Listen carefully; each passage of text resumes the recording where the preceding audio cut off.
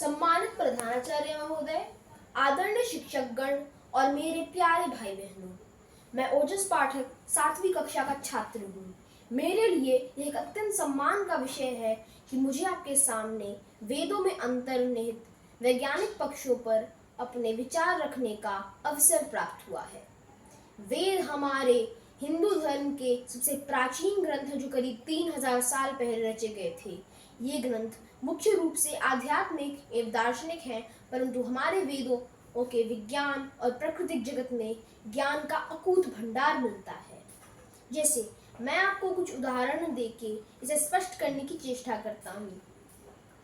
योजनम सहस्त्र द्वय द्वैशतेश एषि न द्वय चार योजने अकेन निमिषादरेणा कर्मणा नमोस्तुते।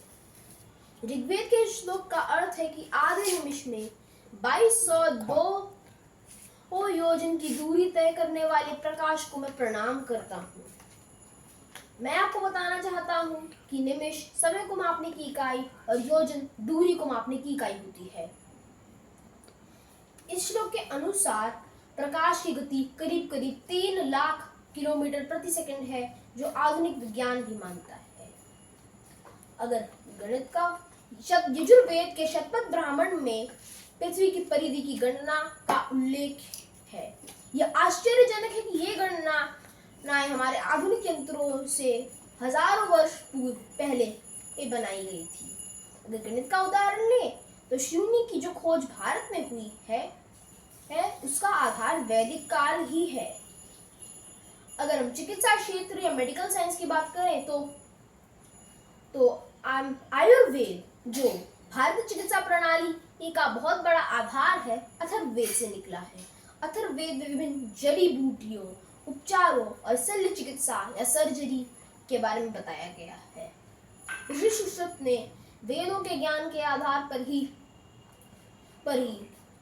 सुश्रुत सभ्यता लिखी और शल्य चिकित्सा का वर्णन किया।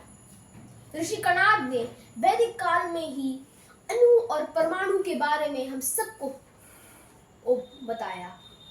वेदों पर आधारित वैशेषिक दर्शन अणु और परमाणु के बारे में हम सबको विस्तार से बताता है।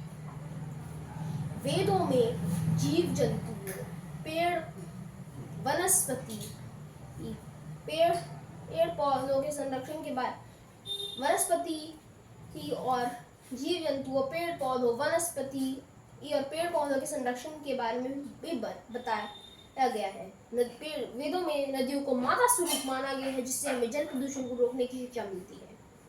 अंत में मैं यह कहना चाहूँगा कि महर्षि दयानंद जी जब वेदों की ओर लौटो का नारा लगाए तो उनका तात्पर्य यह था कि ज्ञान, विज्ञान और प्रकृति की ओर बढ़ना।